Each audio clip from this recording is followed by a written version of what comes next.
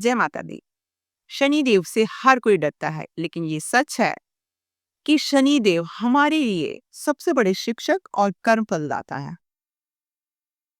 अगर आपकी कुंडली में शनि सही जगह पर बैठे हैं, तो वो संघर्ष के बाद ऐसी सफलता देते हैं जो कोई भी जीवन भर आपसे छीन नहीं पाएगा।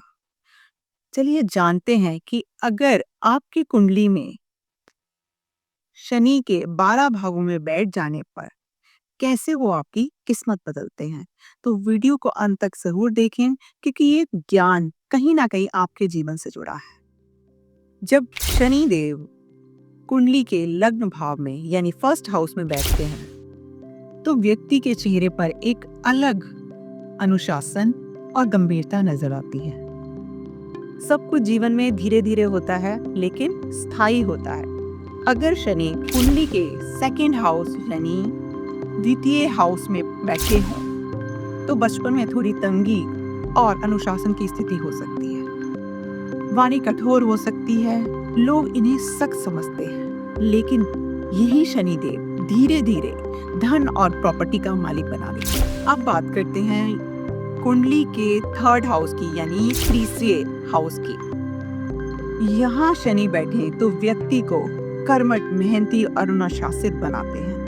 भाई बहनों से थोड़ा मन मुटाव हो सकता है, लेकिन यही शनिदेव परिश्रम के बल पर आपको ऊंचाइयों तक ले जाते हैं। अगर शनि कुंडली के चतुर्थ भाव यानी फोर्थ हाउस में बैठे हों, तो बचपन में माता का सुख कम हो सकता है, लेकिन वही व्यक्ति आगे चलकर कई जमीन, जायदाद और मकानों का मालिक बनता है।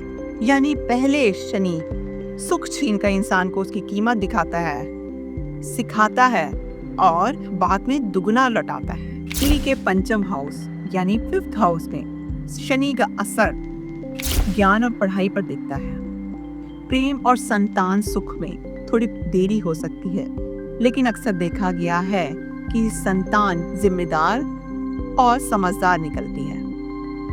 शादी में देरी हो सकती है, मगर लाइफ पार्टनर भाग्यशाली मिलता है।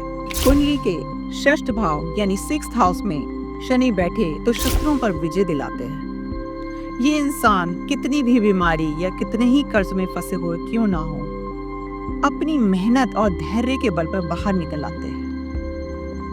न्यायप्रियता, जस्टिस यानी और मेहनत इनकी पहचान होती है। कुंडली के सप्तम हाउस यानी सेवंथ हाउस में शनि बैठे तो विवाह में देरी हो सकती है, या जीवन साथी उम्र में बड़ा और मैच्योर होता है। पार्टनरशिप में धीरे धीरे सफलता मिलती है, और जीवन साथी यानी लाइफ पार्टनर मेहनती और हेल्पफुल नेचर का होता है। आते हैं कुंडली के अष्टम भाव यानी एथ हाउस में अगर शनि बैठे तो व्यक्ति को, इंसान को यहाँ शनिदेव बैठकर बहुत रहस्यमय बना देते हैं। जीवन में काफी उतार चढ़ाव अचानक देखने को मिलते हैं। ज्योतिष, तंत्र मंत्र या शोध यानी रिसर्च जैसे गहरे विषयों में सफल हो सकता है। नवम भाव यानी नाइन्थ हाउस में शनि बैठे तो इंसान को कर्म प्रधान और बहुत ही ज्यादा धार्मिक बना देते हैं। पिता से मनमुटाव हो सकता है, लेकिन धर्म यानी धार्मिक क्रियाएं और कर्म से व्यक्ति का भाग्य धीरे धीरे खुल जाता है। ऐसा इंसान 30 साल के बाद बहुत ज्यादा प्रगति करता है। कुंडली के 10वें भाव यानी 10th हाउस की बात करते हैं। ये शनि का सबसे मजबूत स्थान माना गया है। यहाँ शनिदेव व्यक्ति को करियर और समाज में ऊंचे पद तक पहुंचाते हैं। संघर्ष जरूर कराते हैं, लेकिन करियर स्थायी और नाम यश वाला होता है। कुंडली के एकादश भाव में यानी 11th हाउस में यहाँ शनि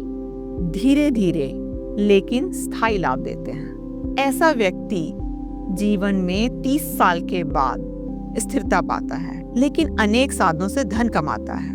दोस्त कम होते हैं, लेकिन सच्चे होते हैं। और अब अंत में आते हैं कुंडली के द्वादश भाव यानी कि 12th हाउस में यदि शनि बैठे तो व्यक्ति को थोड़ा कंजूस और सोच समझकर खर्च करने वाला बनाते हैं। विदेश यात्रा, ध्यान, योग, मेडिटेशन, आध्यात्म में रुझान बढ़ जाता है। कभी कभी एकांत में रहने का मन करता है। तो अब हमने जाना कि शनिदेव हर भाव में पहले इंसान को परखते हैं, संघर्ष कराते हैं और बाद में वही शनि व्यक्ति को वो दे देते हैं जो कभी उसने उम्मीद भी ना की हो। शनिदेव से डरने की जरूरत नहीं है क्योंकि शनि सजा नहीं देते, ये तो कर्मों का हिसाब बराबर करते हैं। और अगर हमारे कर्म सही हैं तो शनि जैसा कोई वरदानी ग्रह नहीं है। इसलिए जीवन में अपने धैर्य, ईमानदारी बनाए रखिए और विश्वास रखिए कि शनि जीवन में विलंब यानी कि देरी जरूर करेंगे, लेकिन हर सुख आपको सही समय पर जरूर देंगे। Thank you.